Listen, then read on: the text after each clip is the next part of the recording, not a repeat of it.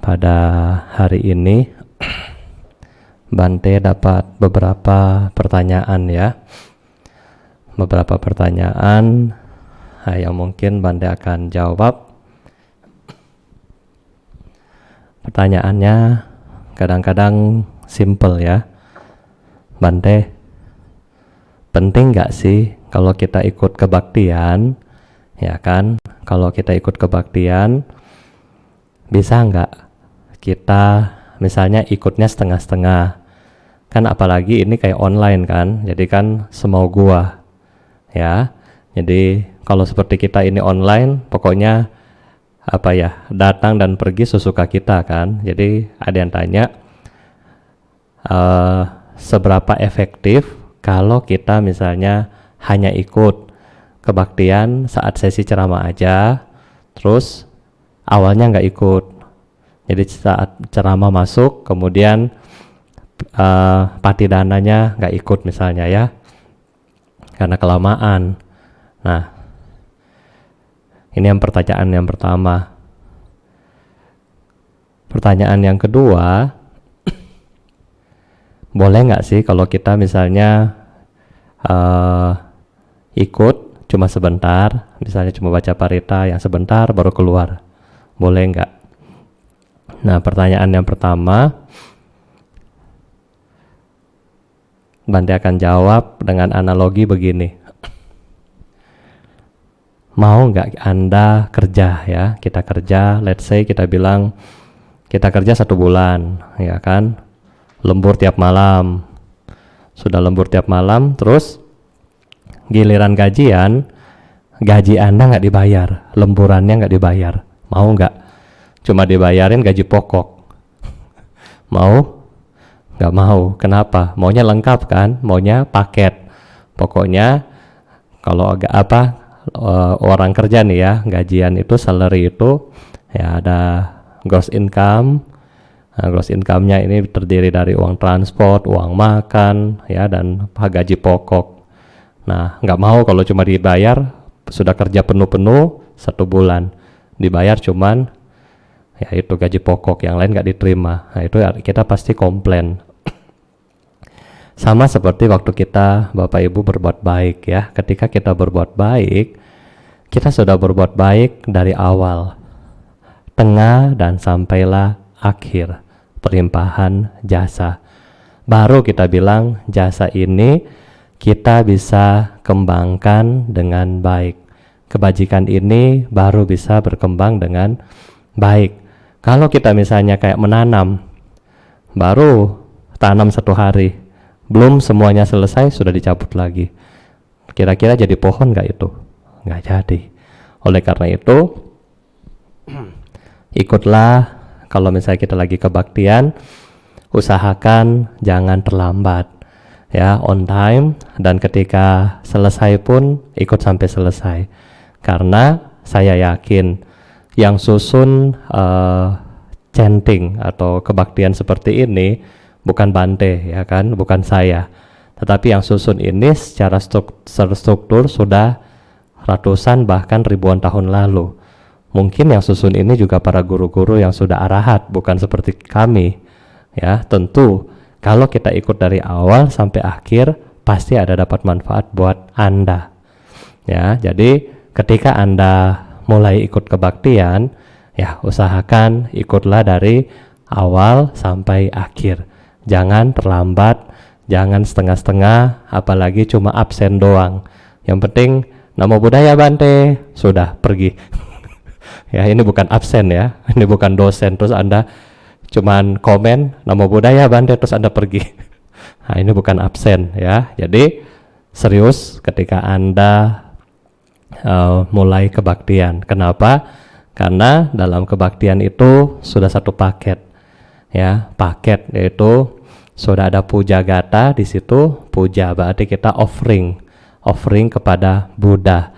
Walaupun Anda di rumah, Anda nggak bisa offering dupa atau pelita secara langsung ya, tetapi dengan Anda membacanya secara nggak langsung, pikiran kita juga sudah muncul, sudah mulai fokus, walaupun kita nggak sampai secara langsung ya.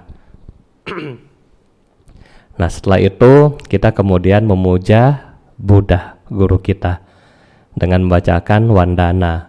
Wandana, Bante sudah kasih tahu Anda, yang kasih atau yang baca Wandana ini bukan manusia, tetapi Saka Dewa Indra. Kadang-kadang yang kita kenal adalah Tikong ya. Ini yang baca Namo Tassa Bhagavato Arahato Sama Sambuddhassa. Berarti kekuatan dari Wandana ini adalah sangat baik kalau kita latih, kita baca, kita renungkan. Selanjutnya kita merenungkan Triratna, Buddha, Dhamma, Sangha, Nusati. Kita berlindung kepada mereka dan kita bertekad kembali. Kita sudah berlindung hari kemarin, hari ini kita bertekad ulang. Kita mengingat kembali. Nah, setelah itu kita membacakan sutta, mengembangkan pikiran penuh dengan cinta kasih, Brahma Wihara. Kemudian kita tutup dengan pelimpahan jasa. Jadi kita sudah berbuat baik, kita punya kebajikan ini kita share kepada semua makhluk, sehingga siapapun yang mendengar doa kita, siapapun yang mendapatkan pancaran cinta kasih dari Anda, semoga mereka berbahagia. Baru kita tutup dengan nama Karagata. Nah, jadi inilah esensi dari kita melakukan kebajikan berupa chanting atau baca parita ya. Nah, jadi Bante sarankan ya, kalau misalnya Anda memang limited time, ya udah ikutlah sebentar. Tapi kan nggak mungkin limited time tiap hari gitu kan. Ya, jadi kalau misalnya bisa ya ikut ya. Dan yang kedua, ajaran Buddha kita tekankan ke disiplin ya. Kita tekankan ke disiplin. Sila atau moralitas itu adalah salah satu bentuk disiplin. Ya, jadi kalau misalnya kita bilang kebaktian jam sekian, ya on time lah jam sekian, walaupun Anda online maupun nanti offline di wihara. Ya, jangan kebaktian di wihara jam 9, datang setengah 10. Ya, itu. Jadi kita sebagai manusia, Bante ingatkan, kita yang butuh obat, bukan Buddha yang butuh kita, bukan. Kebalik pikiran kita ya. Tetapi kita yang butuh Dhamma dari Buddha. Oleh karena itu, karena kita yang butuh, karena kita yang sakit, karena kita yang sedang menderita, oleh karena itu kita yang harus standby sebagai siswa. Bukan guru yang tunggu siswa, tapi siswalah yang harus tunggu guru, ya kan? Karena kita yang mau belajar, kita yang sakit, kita yang suffering. Ya, oleh karena itu ini mindset yang harus kita ubah. Nah, berikutnya ketika Anda mulai membacakan parita, ya bacalah dengan pikiran yang konsentrasi ya. Jangan mentang-mentang ini online di depan buku parita di samping HP sambil WA sama pacar. Ya, sambil WA sama pacar. Terus sambil ngevlog atau apa dengan yang lain gitu. Jadi ketika Anda online ya seriuslah. Walaupun kita online, karena pahala yang sama ketika Anda lakukan dengan serius, maka pahalanya pun sama dengan ketika Anda lakukan offline. Kenapa? Karena walaupun offline maupun online, di mana ketika kita menanam karma baik, motivasi Anda baik, saat pelaksanaan Anda lakukan dengan baik, maka hasilnya juga baik. Ya, jangan motivasinya sudah baik, saat pelaksanaannya jelek, ya, hasilnya juga setengah-setengah. Makanya kadang-kadang ada orang yang dia dapat hoki, dapat bonus, misalnya dapat undian dari bank, mobil, tetapi nggak happy. Ya, cuma dapat segini Avanza. Coba kalau dapat yang Mercy, nah itu, ya. Karena kenapa nggak dapat Mercy? Ya itu, doanya setengah-setengah, ya. Berbuat baiknya setengah-setengah, ya itulah. Jadi hokinya cuma setengah-setengah juga, ya. Jadi ini yang harus kita renungkan kembali ya. Di sini kita berdoa bukan buat dapat mercy, bukan. Tetapi di sini kita berdoa untuk mengobati loba dosa moha kita. Ya. Dan hari ini di zaman seperti sekarang ya, PSBB di mana banyak masyarakat yang sedang susah. Nah, kita juga melihat Bapak Ibu, kita melihat saat ini banyak nih, kita lihatlah ya mereka-mereka yang kurang beruntung, seperti mereka-mereka yang pemulung sampah ya, kita sangat-sangat kasihan ya. Jadi ya karena operasional dari perusahaan juga berkurang, sehingga mungkin juga mereka susah untuk mendapatkan sampah ya. Nah, kita lihat para pemulung, mereka bangun pagi-pagi, ngambilin sampah, kemudian disortir. Setelah disortir, apa yang dilakukan? Dijual. Kalau misalnya nggak disortir, misalnya diambil nih di sampah, ambil semuanya, terus langsung bawa ke tempat jualan di tukang luwak begitu ya. Kira-kira langsung laku apa enggak barangnya? Laku, tapi harganya murah karena nggak disortir.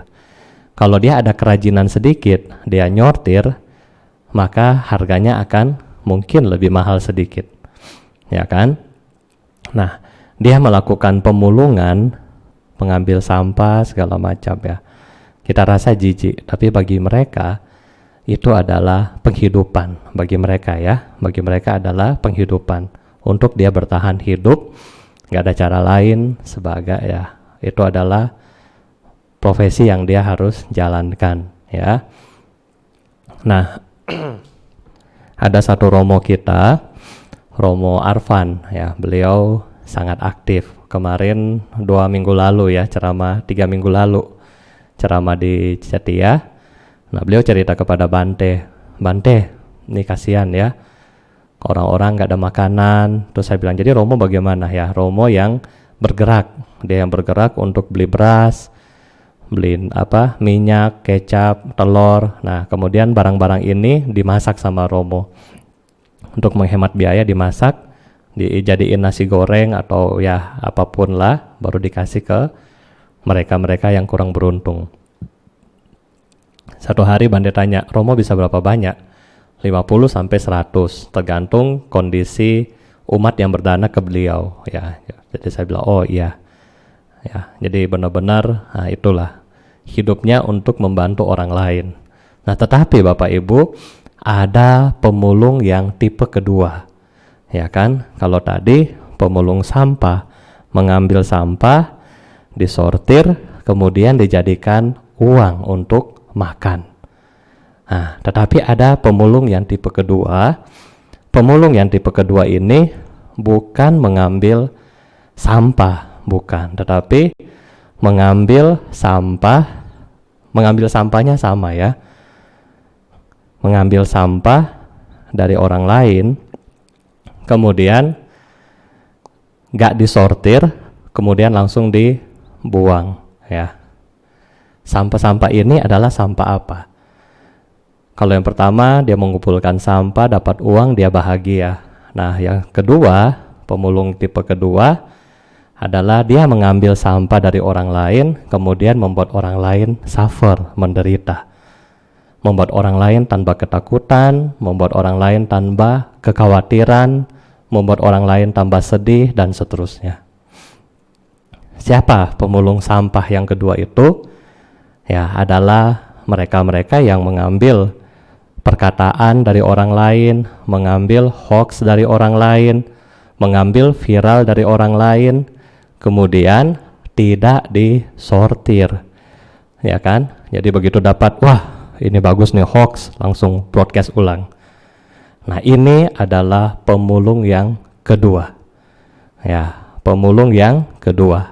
Mengambil kata-kata jelek dari orang lain, pemikiran-pemikiran negatif dari orang lain, apalagi perilaku buruk dari orang lain, pornografi, mengambil gaya hidup yang tidak baik, dan seterusnya. Dia mengambil sama dengan pemulung, ya kan, mengambil dari orang lain.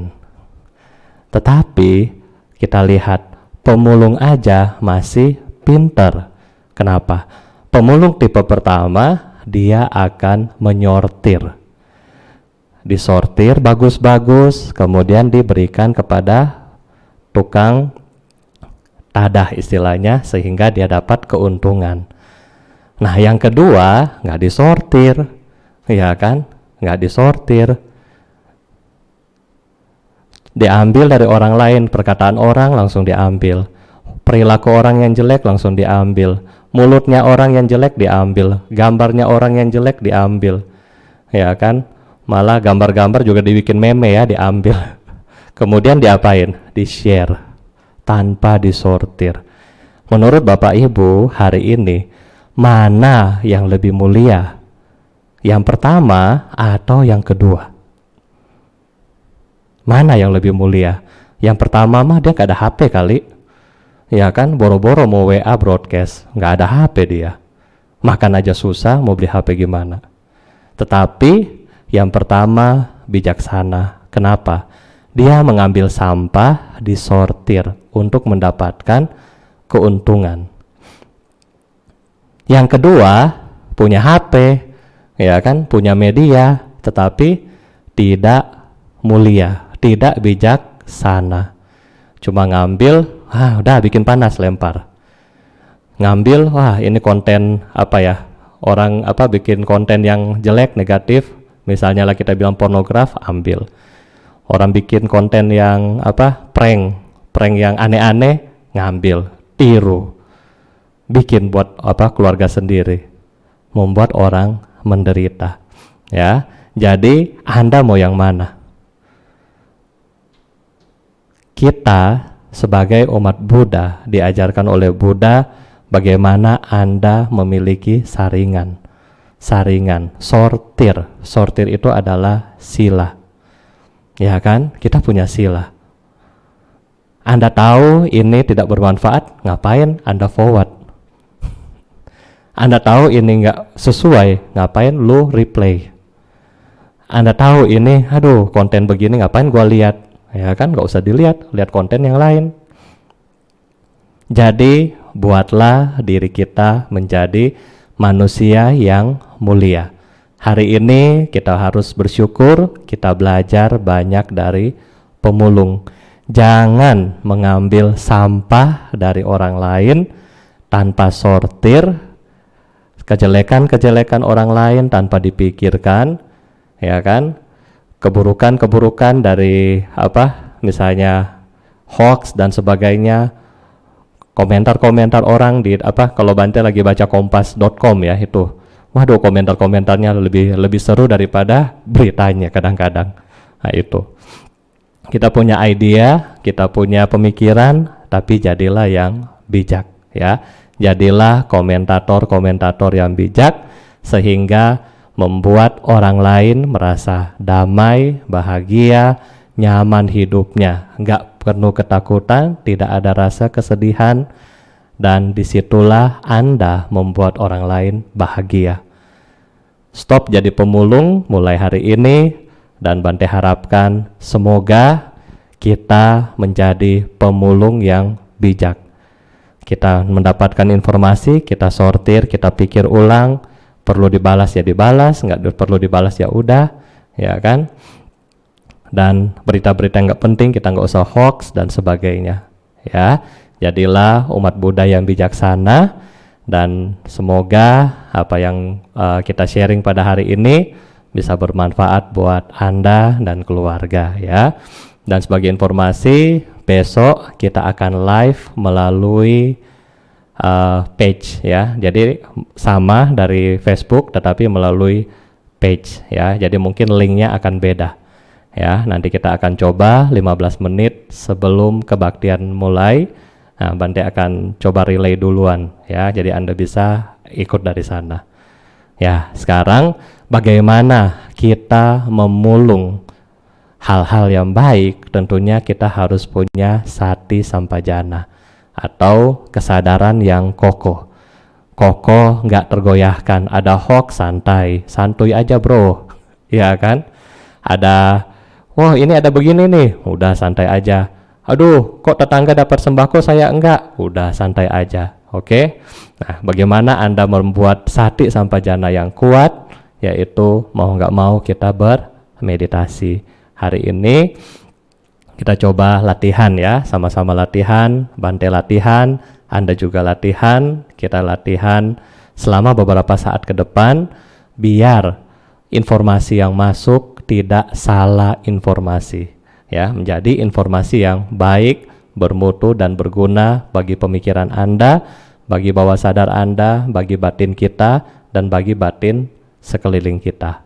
Ya, nah, mari kita duduk dengan rileks. Kemudian kita hadap ke depan. Kita sadari kita lagi duduk. Ya, kita sadari kita lagi duduk.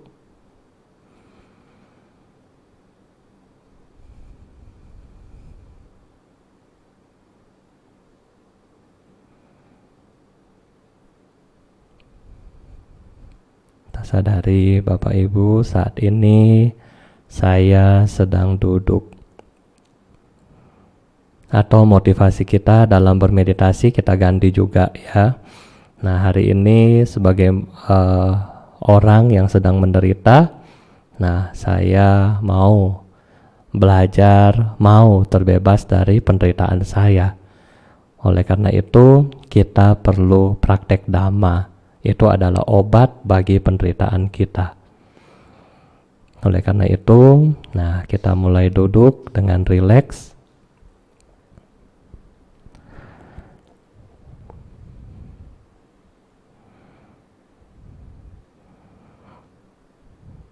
Kemudian Bapak Ibu kita menyadari ketika nafas masuk. Nafas masuk, but. Nafas keluar, do. Nafas masuk, but. Nafas keluar, do. Kalau pikiran kita masih kesana kesini, masih wajar Bapak Ibu ya. Pikiran kita masih perlu dengan pikiran yang negatif, masih wajar. Karena kita baru latihan. Nggak apa-apa ya, jangan marah sama pikiran kita, jangan nggak sabar sama batin kita, nggak apa-apa. Kita baru latihan. Kita tetap berusaha ketika nafas masuk, but. Ketika nafas keluar, do. Ketika nafas masuk, but. Ketika nafas keluar, do. Ketika nafas masuk, but. Ketika nafas keluar, do.